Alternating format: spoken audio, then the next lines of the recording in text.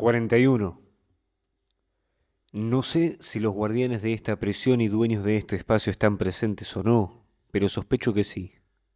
No creo que vivamos solo en un mecanismo impersonal emergente, un sistema que atrapa a todos, algo así como el managerialismo o el aburrimiento postindustrial.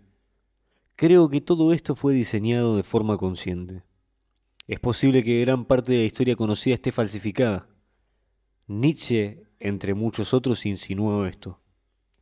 No creo que jamás podamos saber quiénes son estos individuos, pero sospecho que caminan entre nosotros como hombres comunes. Una vez conocí a una mujer de una rama de los Rockefeller, y déjame decir, esto es exactamente lo que no quiero decir con esos poderes ocultos de los que hablo. No sabes sus nombres. Pero ella iba al mercado o al subte sin que nadie supiera quién era, sin joyas y con desprecio hacia los ricos conocidos que deben andar con escoltas y guardaespaldas y están bajo constante vigilancia de los medios y de otros. Entonces te preguntarás, ¿qué es lo que quieren si no es disfrutar y mostrar su riqueza? Justamente eso, libertad y poder. Eso es lo que todos los demás no tienen. Ellos viven fuera de toda ley y restricción. Nosotros somos solo el material y el alimento para su hambre. Sus planes son dementes. La película Mulholland Drive revela parte de lo que hacen, de forma indirecta y metafórica. Han aprendido a aprovechar distintos tipos de energía, por ejemplo, la energía que se genera por la atención humana a gran escala, y alimentar con ella ciertos tipos de máquinas. La atención que recibe Hollywood es absorbida por una gran máquina de gran poder que la amplifica y la usa con algún propósito. Fundaron este rito con sacrificios humanos y sangre humana, y de eso se trata toda esta película. También saben cómo usar la energía sexual, por eso persiguieron al Wilhelm Reich, pero le robaron su tecnología. La familia Trump conoce todos los secretos de Tesla, saben muchas otras cosas más. La ciencia y el racionalismo son la religión pública de nuestro tiempo, pero los gobernantes creen en algo completamente distinto. Las masas están deslumbradas por la heladera, el secador de pelo, el teléfono, viven drogadas e hipnotizadas por la creencia de que los magos que producen estas cosas son modestos ingenieros que operan con procedimientos conocidos y verificados, que son solo hombres callados que manejan fuerzas físicas inofensivas. Su comodidad es la garantía de su fe en la regularidad de la naturaleza, y eso les ha quitado el temor y el asombro divinos. Mientras tanto, el mundo lo manejan hombres como Eric Han Hanussen, o en realidad, él era solo una herramienta de otros como él, pero no conoce sus nombres. Alguien usaba guantes verdes en Hong Kong. Ellos viven en el reino del poder y de la libertad. 42. La gran mentira de nuestra época es que se trata de la libertad de los sentidos, de la liberación de los deseos frente a los controles sociales y morales. Pero en realidad, incluso el hombre de la Edad Media vivía con más deseo de vida, incluso más deseo sexual que el moderno, y también trabajaba menos. La mayoría del año eran días de fiesta, se hacía el mínimo de trabajo necesario para tener cosechas suficientes y pagar los impuestos, que eran relativamente bajos. La mayoría de los hombres modernos ni siquiera tienen la propiedad del campesino medieval libre. La higiene era mala, las enfermedades comunes, la mortalidad infantil muy alta, muchos otros problemas también. No es mi época favorita, pero una vez superada la infancia, el trabajo era la gran dificultad de la vida, la maldición de Adán. Si vas a una librería pequeña en Tailandia, verás un caos total entre los libros a la venta. Si le preguntas al dueño por qué no los ordena alfabéticamente o de otra forma, te va a decir que es mucho trabajo y que ya gana lo suficiente así. Pero en este punto, por ejemplo, la, entre comillas, vieja y alegre Inglaterra era un lugar de alegría, borracheras y festines. Bebían cerveza sin lúpulo, pero hecha con gruit, una mezcla de brezos y otras hierbas. Esta bebida la consumían todo el día y los llenaba de pasión por la vida. La cerveza en esa época era un estimulante y afrodisíaco. Consideraban al bebedor de agua más o menos como nosotros miramos al hipster seco de hoy, que resuelve sus roibos descafeinado y te mira con ojos apagados. Fueron los puritanos quienes introdujeron el lúpulo, precisamente para volver amarga y desagradable la cerveza, y para transformarla desde un estimulante en un sedante que mata el instinto sexual del hombre. Pero antes de eso, el pueblo de Inglaterra seguramente tenía encuentros sexuales más intensos, si es que eso es una medida válida. De hecho, sí lo es, porque es señal de otra cosa. Una vida de gran alegría y verdadera pasión es una vida receptiva a ciertos otros instintos y deseos, que también vienen de la naturaleza, pero que los señores modernos de la mentira temen profundamente. Son esos otros instintos los que quieren reprimir, al menos para los de abajo. La irritación sexual permanente en la que mantienen a las masas es distinta de la lujuria desatada, despreocupada, apasionada y demoníaca que existía en tiempos premodernos, y que todavía se encuentra en ciertos rincones del tercer mundo. Esta parodia moderna de la lujuria drena toda la energía, mientras que aquella otra lujuria verdadera enciende el corazón con muchos otros entusiasmos salvajes. Paglia está equivocada. Nunca permitirán que su tipo de, entre comillas, feminismo prospere. Eso derrotaría todo el propósito. El propósito entero de la educación moderna es sofocar ese entusiasmo, hacer que dudes de ti mismo cuando escuches la voz de viejos amigos que te empujan hacia adelante. Y sí, lo logran promoviendo esa irritación sexual tediosa y agotada que ves entre los obesos, los poliamorosos, los viejos raros de tribus decadentes que se excitan mostrando sus genitales a mujeres. Esa irritación constante ciega a muchos frente a otros deseos de los que estoy hablando. La telepatía es la versión pública y mítica de algo real. De la misma manera en que muchas religiones enseñan la metempsicosis, porque la verdad de la reencarnación es demasiado impersonal y difícil de entender. No es imposible que estemos constantemente recibiendo movimientos dentro de la unidad de las cosas, desde muchos objetos inanimados, algunos quizás del otro lado del universo conocido, pero ocasionalmente de personas que conocemos, de árboles y de muchas otras cosas. Es posible que tengamos vínculos muy estrechos en ese nivel con individuos emparentados con nosotros, incluso en el futuro, o que tengamos presentimientos de aquellos que el genio de la especie intenta que sean nuestra pareja, porque quiere la producción de tal o cual niño en tal o cual momento. La más significativa de estas conexiones telepáticas es justamente cuando dos personas, supremamente aptas una para la otra en un camino biológico, reconocen en el otro esa intención interna o esfuerzo de la naturaleza por producir algo. Aunque ellos crean que se trata de otra cosa completamente distinta, en la mayoría de los casos esto ocurre entre hombre y mujer, para la creación de cierto niño que la naturaleza quiere hacer nacer. Pero en raras ocasiones puede haber otras razones para una conexión similar de voluntades, como dos amigos que están destinados a cumplir alguna tarea juntos. Cita, entre comillas. Nos lanzamos con los brazos abiertos esperando saciar nuestro deseo o ilusión, y mientras tanto la naturaleza logra su intención secreta. Cierro cita.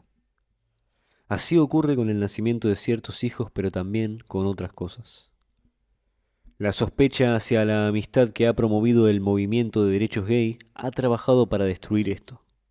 Las mujeres son más propensas a recibir estos mensajes que otros, porque en ellas el intelecto está más firmemente arraigado con el cuerpo y la voluntad innata. Muchas veces esto significa que son más esclavas de la utilidad, pero también viven más en el presente, menos cargadas de conceptos y abstracciones, y tienen el mayor acceso a la percepción directa de las cosas. Pueden ver a través de muchas mentiras y conocer las intenciones de las personas antes de que esas personas mismas sepan lo que quieren. Saddam Hussein era así, un transexual en el alma. No todas las mujeres, claro, pero hay casos en que una cierta inclinación espiritual libera su intelecto del caos de sus impulsos y hormonas, y sin embargo no pierden esa raigambre en la naturaleza que es más difícil para los hombres alcanzar. Por eso los griegos y muchos otros pueblos antiguos sabían que las mujeres eran más propensas a ser oráculos y a conocer el futuro y también las intenciones de otros. Ellas, entre comillas, conocen el futuro a través de la sensación innata de la sangre y la intención ajena. Casandra fue una de estas profetisas, y hasta el gran vidente Tiresias fue dicho que se convirtió en mujer por un tiempo. Muchos chamanes practican el travestismo en varios pueblos. Los tontos interpretan esto como los derechos gay, sin ver el entendimiento cultural de la feminidad. La Pitia era una mujer, y los antiguos germanos siempre consultaban a mujeres antes de grandes decisiones, porque ellas podían aportar una visión distinta y más directa de las cosas. Los señores modernos de la mentira han alejado a las mujeres de esto, promoviendo la figura de la esclava urbana hiperconsciente, habladora, neurótica, obsesiva. Esto es una parodia del peor tipo de hombre. Los oráculos en la naturaleza ya son suficientemente raros. ¿Y cuántos hemos perdido porque fueron engañadas por las serpientes que las sedujeron para que imitaran al homosexual enano y comediante parlanchín y autoconsciente? Ellos saben cuán impotentes somos sin conocimiento del futuro, y por eso ellos se lo reservan para sí. 43. Muchas veces, en un país nuevo, me sentía tan inquieto en un pequeño apartamento, lleno de un deseo de actuar, que si los bares y todo lo demás estaban cerrados, iba al hostal más cercano y me comportaba como una molestia. Me echaron de varios de estos lugares, y también de algunas fraternidades. Cuando les contaba mis teorías sobre el control mental, sobre los números en las guías telefónicas dispuestos de forma sugestiva, sobre los hábitos de los perros salvajes africanos y la fuerza de la mordida y el cuello de las hienas. A la gente le gustaban mis historias, pero el personal me miraba de reojo con gran envidia y quería llamar a seguridad. En centros comerciales muchas veces me abordó un guardia macilento con la típica: Señor, ¿tenemos que llamar a seguridad? Porque mientras caminaba me sentía poseído por un espíritu veloz y soltaba todo tipo de palabras en modo Tourette. Fui a provocar bares gay con bigote hitleriano y escandalicé a los clientes con historias de cómo los nacionalsocialistas comenzaron como un movimiento de derechos homosexuales en un sótano de Múnich y cómo eso era admirable. El hambre de espacio, la claustrofobia, la más noble de las fobias, no es solo espiritual. Nada serio es jamás solo del espíritu. Decir, entre comillas, del espíritu, es decir falso y afeminado. Todas las verdaderas orientaciones existen solo en la sangre y se manifiestan no solo en los gustos y alturas del espíritu, sino en la vida diaria y las necesidades cotidianas. Siempre quiero estar en el centro del cuarto frente a una gran ventana cuando tengo que trabajar, cosa que odio. Todos los pensamientos reales solo llegan cuando caminas al aire libre, de pie en aire fresco. Lo supe mucho antes de descubrir que Nietzsche también lo decía, que deberías desconfiar en todo pensamiento concebido bajo techo. A eso súmale los pensamientos que vienen dentro del miasma fétido de la mayoría de las ciudades. Y súmale también cuando todo el día te acosan y punzan con la vileza de los demás, que surge de un vulgar deseo de poder manifestado por secretarias, empleados de atención al cliente. Los trabajadores de servicio han intentado oprimirme muchas veces. Larry David entiende este problema, pero todavía intenta ser demasiado bueno. Presenta su lucha contra la opresión de la industria del servicio como autocrítica o como burla de sí mismo. Ellos son en su mayoría demonios viciosos. Hoy mismo una camarera vino a intentar llevarse mi taza de café, aunque quedaba una pequeña capa en el fondo, mi favorita, la fría. Le dije que no, que aún la tomaba. Le hice señas con la mano, y aún así se agachó, mirándome a los ojos, tratando de llevársela. Vi en su mirada una mezcla de desafío, lujuria, lujuria masoquista, un deseo de usurparme, de devorarme vivo. Tuve que repetirlo 3 veces. He tenido que empujar contra la pared a un tipo en atención al cliente. No paraba de seguirme y de comentar sobre el vino. No pretendo ser un renacimiento de Teseo o de Ajax, pero si naciera un hombre así hoy, estaría rápidamente en un manicomio o muerto. Solo los pequeños de espíritu pueden prosperar. Así es como desgarran tu espíritu poco a poco. Los semáforos te entrenan para la obediencia como un animal en jaula, especialmente de noche, cuando no hay otros autos. Tener que ir de pasajero mientras un idiota conduce, no lo soporto. Le pregunté a un amigo si le importaba que me masturbaba mientras viajábamos entre 2 ciudades.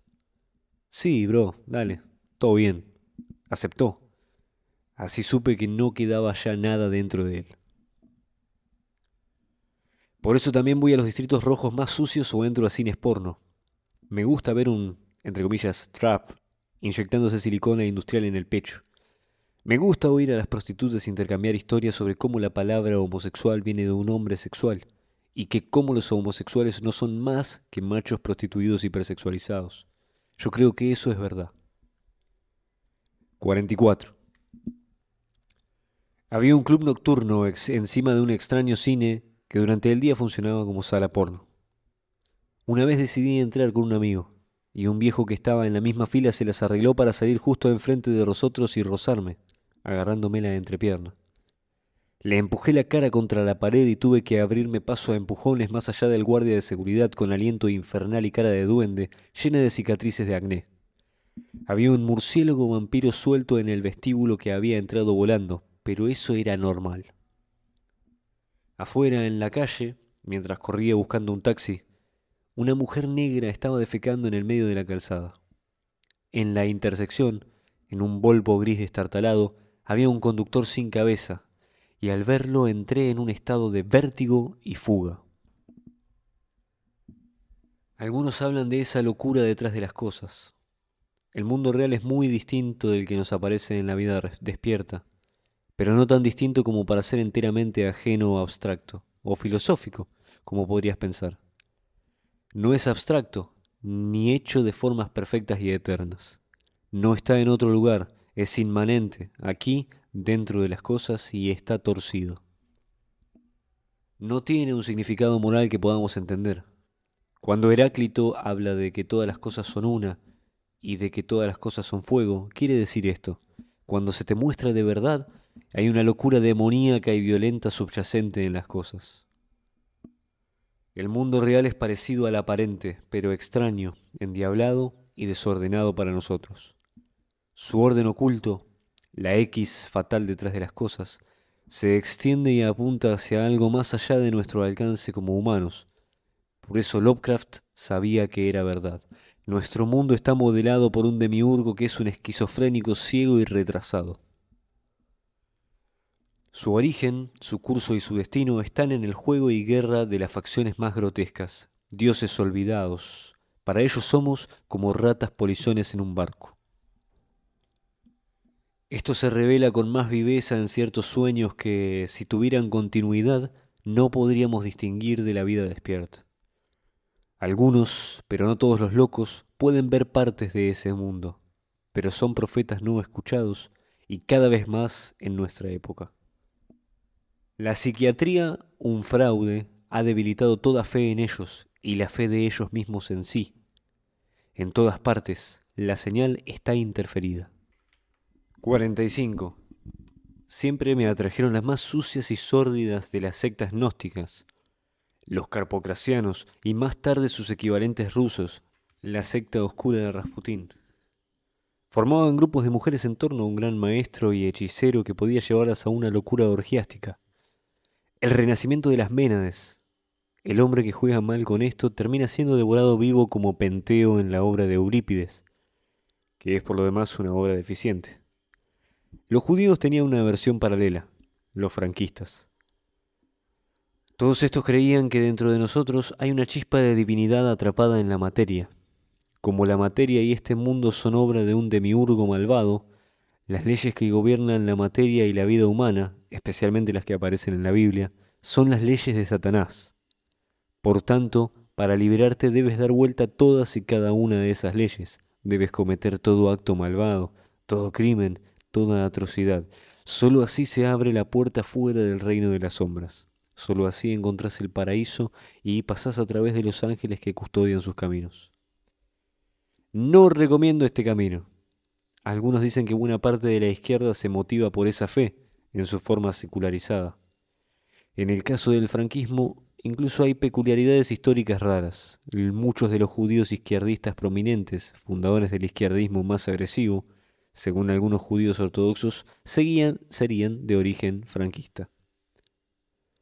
Esto se ha dicho de Brandeis, que en realidad no fue el peor, pero se dice que hay muchos otros. Yo no lo creo aunque debería investigarse. Siento una afinidad con estas sectas, pero no de forma directa, debo explicar. En general, puedes entender el gnosticismo en todas sus formas, pero de este modo, la fe hebrea está basada en la afirmación de que Dios vio que era bueno, la afirmación de que el mundo fue creado por un Dios benévolo y que la materia y el mundo son buenos. Solo hay unas pocas religiones que comparten esto. El Islam es otra, y Schopenhauer dice que el paganismo griego y romano también, aunque esto no es del todo cierto. El optimismo griego es de un tipo completamente diferente al optimismo bíblico. En cambio, el hinduismo y el budismo ven el mundo como algo de lo cual hay que escapar.